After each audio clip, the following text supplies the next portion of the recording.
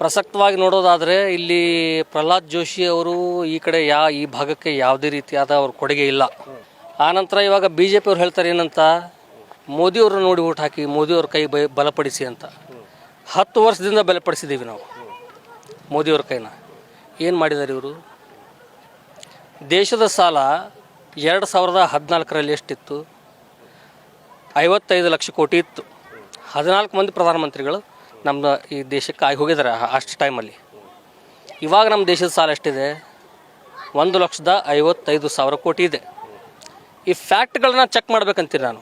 ನೀವು ಸುಮ್ಮನೆ ಹೋಗಿ ಏನೋ ಒಂದು ಹೇಳಿ ನಾವು ಮಂದಿರ ಕಟ್ಟಿಬಿಟ್ಟಿವಿ, ನಾವು ಅದನ್ನು ಕಟ್ಟಿಬಿಟ್ಟಿವಿ, ಅದಕ್ಕೆ ನೀವು ಓಟ್ ಹಾಕ್ತೀರಿ ಅಂದರೆ ಅದು ಪ್ರಜ್ಞಾವಂತರಾಗಿ ಮಾಡುವಂಥ ಕೆಲಸ ಅಲ್ಲ. ಅದು ದೇಶದ ಬೆಳವಣಿಗೆಯನ್ನು ನೋಡಬೇಕು ನಾವು ಇವತ್ತು.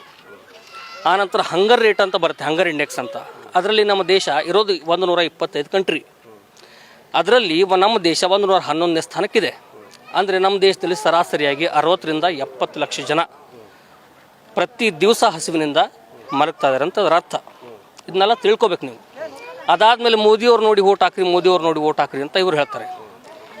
ಅವರು ಬಂದಾಗ ಒಂದು ವಾಗ್ದಾನವನ್ನು ಕೊಟ್ಟರು. 2 ಕೋಟಿ ನಾನು ಉದ್ಯೋಗವನ್ನು ಸೃಷ್ಟಿ ಮಾಡ್ತೀನಿ, ಯುವಕರಿಗಾಗಿ ನಾನು 2 ಕೋಟಿ ಉದ್ಯೋಗ ಕೊಡ್ತೀನಿ, ಪ್ರತಿಯೊಬ್ಬರ ಖಾತೆಗೂ 15 ಲಕ್ಷ ರೂಪಾಯಿ ಹಣ ಹಾಕ್ತೀನಿ. 2 ಕೋಟಿ ಅಲ್ಲ ಸ್ವಾಮಿ, 2 ಲಕ್ಷ ಉದ್ಯೋಗ ಸೃಷ್ಟಿ ಮಾಡೋಕೆ ಅವ್ರ ಕೈಲಾಗಲಿಲ್ಲ. 15 ಲಕ್ಷ ಅಲ್ಲ, 15 ಪೈಸಾನೂ ಅವರು ಯಾರು ಅಕೌಂಟಿಗೆ ಹಾಕಿಲ್ಲ. ಸೊ ಈ ರೀತಿ ಒಂದು ಸುಳ್ಳು ಹೇಳೋದನ್ನು ಬಿಡಬೇಕು.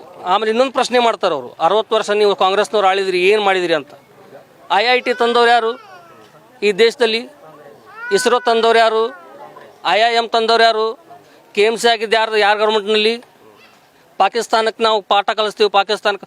ಹಂಗಾರೆ ಇಂದಿರಾ ಗಾಂಧಿ ಟೈಮಲ್ಲಿ 900 ಜನ ಸೈನಿಕರನ್ನು ಜೀವಂತವಾಗಿ ಸೆರೆ ಹಿಡಿದಿದ್ದವಳು. ಅವಾಗ ನಾವು ಪಾಕಿಸ್ತಾನ ಜೊತೆ ಹೋರಾಡಿಲ್ವಾ? ಇವತ್ತಿನ ಪರಿಸ್ಥಿತಿ ಏನಿದೆ? ಅರುಣಾಚಲ ಪ್ರದೇಶದಲ್ಲಿ ಏನಿದೆ, 30 ಊರಿನ ಹೆಸರು ಆಲ್ರೆಡಿ ಅವ್ರು ಚೇಂಜ್ ಮಾಡ್ಕೊಂಡಿದ್ದಾರೆ. ಇವರು ಜಯಶಂಕರ್ ಅವರು ಒಂದು ಒಳ್ಳೆಯ ಸ್ಥಾನದಲ್ಲಿದ್ದು ಇರೆಸ್ಪಾನ್ಸಿಬಲ್ ಆಗಿ ಸ್ಟೇಟ್ಮೆಂಟ್ ಕೊಡ್ತಾರೆ. ಹೆಸರಷ್ಟೇ ಚೇಂಜ್ ಮಾಡಿದ್ದಲ್ಲ, ಅದರಿಂದ ಏನು ಡಿಫ್ರೆನ್ಸ್ ಆಗಲ್ಲ ಅಂತ ಇವ್ರು ಹೇಳ್ತಾರೆ. ಅಷ್ಟು ಈಸಿಯಾಗಿ ಹೇಳಿಕೆ ಕೊಡೋದನ್ನು ನೀವು ಅಂಥ ಒಬ್ಬ ಲೀಡರ್ಗಳನ್ನು ಯಾಕೆ ಆರಿಸಿ ಕಳಿಸ್ಬೇಕು? ನಾವೆಲ್ಲ ಜನಸಾಮಾನ್ಯರು ಒಂದು ಮನೆ ಹೆಸರನ್ನು ಚೇಂಜ್ ಮಾಡೋಕ್ಕೂ ಇವತ್ತು ಆಗಲ್ಲ, ಕಷ್ಟ ಇದೆ ಇವತ್ತು. ಅಂಥದ್ದು ಊರು ಹೆಸರನ್ನು ಚೇಂಜ್ ಮಾಡಿಕೊಂಡು 30 ಸೆಕ್ಟರ್ಗಳನ್ನು ಅವ್ರು ವಶಪಡಿಸ್ಕೊಂಡಿದ್ದಾರೆ.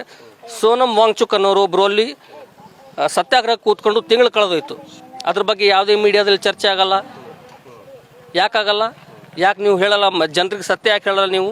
ರೈತರ ಬಗ್ಗೆ ಒಂದು ದಿವಸನೂ ನೀವು ಯಾರು ಚರ್ಚೆ ಮಾಡಲ್ಲ. ನೀವು ಮತ್ತೆ ಹೇಳ್ತೀರಿ ದೇಶ ಪ್ರಗತಿ ಹೊಂದುತ್ತಾ ಇದೆ. ಎಲ್ಲಿ ಪ್ರಗತಿ ಹೊಂದುತ್ತಾ ಇದೆ? ರೈತರು ಪ್ರಗತಿ ಹೊಂದಿದ್ರೇ ದೇಶ ಪ್ರಗತಿ ಆಗೋದು. ರೈತರನ್ನ ಬಿಟ್ಟು ದೇಶ ಇರೋಕ್ಕೆ ಸಾಧ್ಯನೇ ಇಲ್ಲ. ಯಾವ ದೇಶದಲ್ಲಿ ರೈತ ಶ್ರೀಮಂತನೋ ಆ ದೇಶನೇ ಶ್ರೀಮಂತ ರಾಷ್ಟ್ರ. ಅವ್ರು ಏನೇನೋ ಒಂದು ಸುಳ್ಳು ಹೇಳಿಬಿಟ್ಟು ಅಧಿಕಾರ ಗಿಟ್ಟಿಸ್ಕೊಳ್ಳೋದು ಅದು ಮಾಡಬಾರ್ದು. ಆಮೇಲೆ ಜಾತಿ ಧರ್ಮದ ಮೇಲೆ, ಆಮೇಲೆ ಬೆಲೆ ಏರಿಕೆ ಬಗ್ಗೆ ತುಂಬ ಅಸಮಾಧಾನ ಇದೆ. ಅವ್ರ ಕಾಂಗ್ರೆಸ್ ಗೌರ್ಮೆಂಟ್ ಟೈಮಲ್ಲಿ $108 ಒಂದು ಬ್ಯಾರಲ್ ಸಿಗ್ತಿತ್ತು ಪೆಟ್ರೋಲ್ ಇಂಟರ್ನ್ಯಾಷನಲ್ ಮಾರ್ಕೆಟಲ್ಲಿ. ಆವಾಗಲೇ 65 ರೂಪಾಯಿ 1 ಲೀಟ್ರ್ ನಾವಿಲ್ಲಿ ಖರೀದಿ ಮಾಡ್ತಾಯಿದ್ವಿ. ಇವಾಗ $65 ಇದೆ ಇಂಟರ್ನ್ಯಾಷನಲ್ ಮಾರ್ಕೆಟಲ್ಲಿ. ಆದರೂ ಇವಾಗ 100 ದಾಟಿದೆ ಇವಾಗ 1 ಲೀಟರ್ ಯಾಕೆ ಇಷ್ಟೆಲ್ಲ ಈ ದುಡ್ಡು ಎಲ್ಲಿ ಹೋಗ್ತಾ ಇದೆ ಇದು? ಆಮೇಲೆ PM ಕೇರ್ ಫಂಡನ್ನ ಲೆಕ್ಕ ಕೊಡಬೇಕಲ್ವ, ಪ್ರೆಸ್ ಕಾನ್ಫರೆನ್ಸ್ ಮಾಡಬೇಕಲ್ವ, ಒಂದು ಜವಾಬ್ದಾರಿ ರೀತಿಯ ಸ್ಥಾನದಲ್ಲಿದ್ದು ಯಾಕೆ ಮಾಡಲ್ಲ? ನಾವು ಕಳಿಸಿದ್ದೀವಿ ಸ್ವಾಮಿ ನಿಮ್ಮನ್ನ ಆರಿಸಿ. ಜನರು ಕೇಳೋ ಪ್ರಶ್ನೆಗೆ ಉತ್ತರ ಕೊಡಿ, ಯಾಕೆ ಉತ್ತರ ಕೊಡಲ್ಲ? ಇದು ನನ್ನ ಪ್ರಶ್ನೆ ಅವ್ರಿಗೆ.